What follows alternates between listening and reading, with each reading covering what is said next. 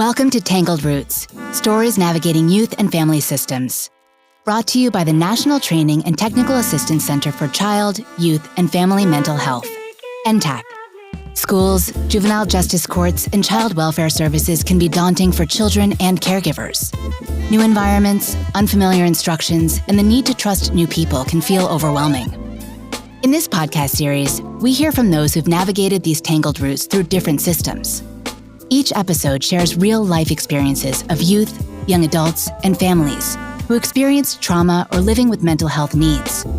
Our storytellers include individuals from various backgrounds, offering unique insights into their journeys through these complex systems. In this episode, we delve into Casey's powerful journey through a challenging childhood marked by domestic violence and systemic failures. Casey shares a harrowing account of her family's escape from an abusive situation, the impact of those early experiences, and the critical role of support systems in her recovery. Please be aware that this episode contains sensitive content related to domestic violence and trauma. Listener discretion is advised. I was 8 years old when he came into our lives, and my sister was 4. By the time I was 9, they were engaged, and I was 10 when my brother was born. Things moved so fast that the storm was upon us before we could see it coming. We lived together, trapped in the nightmare he created, until the day he nearly killed her.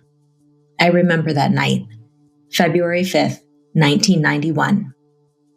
The next morning, we escaped to our local domestic violence shelter. We ran for our lives. Before the shelter, we reached out for help. We were members of our local church, or my mom was. He was not. I have a membership photo from that time of us, my mom and her 3 kids. I look at it now and wonder why people didn't ask questions about her absent, under-involved husband. When things were really bad and my mom didn't know where to turn, she went to her pastor. He told her they didn't have problems like that in his congregation. He turned us away. At the height of the violence, she reached out to a trusted neighbor. She came up with a secret signal and said, "If you see the porch light come on, please call the police." They said they would. I remember her asking me to record the incidents on my purple plastic tape deck. She didn't think anyone would believe her and wanted proof of what was happening to us. I sat in the hallway outside of her bedroom and captured the violence. But, fearing he would discover the tapes, she asked me to destroy them. He told us that if we called the police, they would take us away from our mom, that surely they wouldn't let us stay together after what she let happen to us. He blamed her. It was always about what she made him do, what we made him do to us. I remember dialing 911 and hanging up. It felt like an impossible choice. How could I save my mom's life if it meant being separated from her? My teacher started to notice. I remember a teacher at school asking me if things were okay at home. I quickly shrugged her off, fearing what could happen if anyone knew the truth. I got better at acting like everything was fine. My mom had several visits to the emergency room and just as many excuses for her injuries. As an infant, my brother was diagnosed with failure to thrive. The doctors said they didn't know what caused it, and just to feed him bananas. None of these systems, church, law enforcement, education, or healthcare, helped us.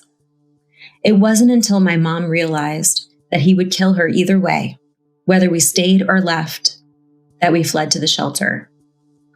The advocates there changed our lives. They believed us. They offered us safety and hope. They offered us respite. For me, it was their teen room where I found peace and healing. It may not sound like much, but one of the most important things my mom did for me was make arrangements with my school so that I could keep up with my assignments while we were in the shelter. She knew how important my schoolwork was to me. She persisted until she found a teacher whose spouse worked in the city and would be willing to drop off my work at the shelter every day. That consistency was something I badly needed. That's one way school systems can help support families escaping abuse. At the shelter, we received counseling services. At the time, we had no idea that the one who needed the most mental health support would be my brother. He was only one when we escaped, with no memory of the abuse, yet it impacted him the most. We have to figure out how to support victims of childhood trauma across their lifespans. We must attend to those invisible wounds because they can resurface in deeply tragic ways. It's been 12 years since my brother died. He took his life after schizophrenia took his mind at 22 years old. I'm sharing my story for him and asking that we do better. Thank you for joining us for Casey's heartfelt story on Tangled Routes, Stories Navigating Youth and Family Systems. Casey's experience highlights the critical role the community can play in a child's life. It's a reminder that no gesture is too small, and that being a supportive presence can truly change and transform lives. After listening, please take care of yourself and seek support if needed. If this episode brings up strong feelings or distress, we encourage you to reach out to a mental health professional, a trusted friend, or any of the resources listed in the show notes for support. For more information on evidence-based practices and strategies to enhance child and family mental health, please refer to the show notes.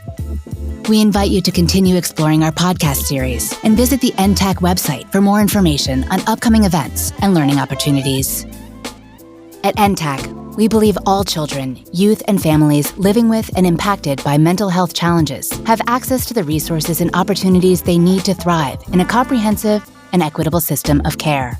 We promote access to evidence-based and community-driven solutions while uplifting diverse voices through inclusive trainings and resources. We are dedicated to creating spaces for providers and community leaders to gather, learn, share insights, and build a national support network. This podcast is supported by the Substance Abuse and Mental Health Services Administration, SAMHSA, of the U.S. Department of Health and Human Services, HHS, as part of the Financial Assistance Award SM-2008 National Training and Technical Assistance Center for Child, Youth, and Family Mental Health Cooperative Agreement. The information and content are those of the podcast guests and do not represent the official views of, nor an endorsement by SAMHSA, HHS, or the U.S. government.